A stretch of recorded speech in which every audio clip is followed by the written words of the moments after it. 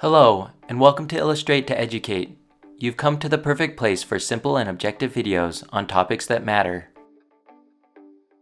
What do you think? Should public college be tuition-free? First, let's take a look at what we mean by free college. Free college programs come in different forms, but generally it refers to the government paying for tuition costs, while students pay for other expenses such as room and board. At least 38 states have existing or proposed variations of free college programs. Tuition at a public four-year institution more than doubled over the past 30 years, and the average student loan debt more than doubled from 1990 to 2010, according to the U.S. Department of Education. There are currently around 17 million students in undergraduate programs in the United States. As the 2020 presidential election heats up, many candidates are bringing the issue of free college into the national spotlight. Let's take a dive into the pros and cons and see if you think public college should be tuition-free. Pro number 1. Tuition-free college will help decrease crippling student debt. If tuition is free, students will take on significantly fewer student loans. Student loan debt in the United States exceeds $1.5 trillion. 44.2 million Americans have student loan debt, and 10.7% of those borrowers are on default. The average 2016 graduate owed $37,172 in college loans. Student loan debt has risen 130% since 2008, and public college costs have risen 213% since 1987 and 2017. Students are coming out of college already buried in debt before they have a chance to start their careers. Senator Bernie Sanders, an advocate for free college, stated, "It is insane and counterproductive that hundreds of thousands of bright young people cannot afford to go to college, and that millions of others leave school with a mountain of debt that burdens them for decades." Pro number 2. The U.S. economy and society has benefited from tuition-free college in the past. Nearly half of all college students in 1947 were military veterans, thanks to President Roosevelt signing the GI Bill in 1944 to ensure military service members, veterans, and their dependents could attend college tuition-free. The GI Bill allowed 2.2 million veterans to earn a college education and another 5.6 million to receive vocational training, all of which helped expand the middle class. GI Bill recipients generated an extra $35.6 billion over 35 years and an extra $12.8 billion in tax revenue, paying for itself nearly 7 times over. Studies showed that beneficiaries of free tuition contributed to the economy by buying cars and homes and getting jobs after college, while not being burned by college debt. They contributed to society with higher levels of volunteering, voting, and charitable giving. The 1944 GI Bill paid for the educations of thousands of dentists, doctors, scientists, teachers, engineers, 3 presidents, and many entertainers including Johnny Cash, Paul Newman, and Clint Eastwood. Pro number 3. Everyone deserves the opportunity to get a college education, which will benefit our country's economic, social, and cultural development. The rapid rise of tuition has limited access to higher education, which is essential in today's workforce. 3/4 of the fastest growing occupations now call for an education beyond high school. College graduates earn $570,000 more than high school graduates over a lifetime, and they have lower unemployment rates.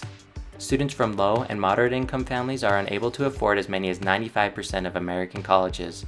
Some argue that a century ago, high school was becoming a necessity, not a luxury, and today the same is happening to college. If college is essential for building a career and being a full participant in our democracy, as high school once was, shouldn't it be free, paid for by public dollars, and treated as a right for all members of our country? Now that we've had a chance to look at some of the pros for tuition-free college, let's take a look at why someone might be against it. Con number 1. Tuition-free college is not free college, and students will still have large debts.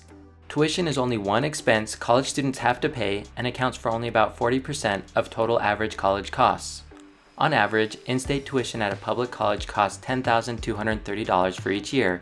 Fees, room, and board for on-campus housing are another $11,000, and when you add books, supplies, transportation, and other expenses, without tuition, college still costs on average about $15,660 per year. Tuition accounts for just 1/5 of the average community college student debt too. Sweden has free college, and yet students in the country had an average of $19,000 in student debt for living costs and other expenses in 2013, compared to the $24,800 in debt for U.S. college students that same year. Con number 2. Taxpayers would spend billions to subsidize tuition while other college costs remain high. The The estimated cost of Bernie Sanders' free college program is $47 billion per year and has states paying 33% of the cost, or $15.5 billion. This would increase taxes and force states to move existing resources into higher education and away from other state priorities like healthcare, prisons, roads, and K-12 education. It's estimated that it would cost every adult taxpayer $1,360 a year, or $77,500 over a lifetime. People argue that it would be unfair because college students would be getting a degree to increase their lifetime earnings on the backs of taxpayers. Lastly, even if college tuition was covered by taxpayers, college costs remain high for a number of other reasons, including fancy dorms, amenities like lazy rivers and climbing walls, student services such as healthcare, athletics such as basketball or football, and increases in administrative personnel. Con number 3. Tuition-free college will decrease completion rates, leaving students without the benefits of a full college education and degree. It has been argued that millions of young people would waste time and taxpayer dollars, and due to the lack of work ethic and rigor of advanced education, would never complete their degree. When California had a community college fee waiver program, over 50% of the state's community college students attended for free, but only 6% of all community college students completed a career technical program, and fewer than 10% completed a 2-year degree in 6 years. Essentially, the concern is that students will enroll at a free college and borrow money for the cost of attendance, then they will drop out and have a student loan but no skills. Attending college is rapidly growing in popularity.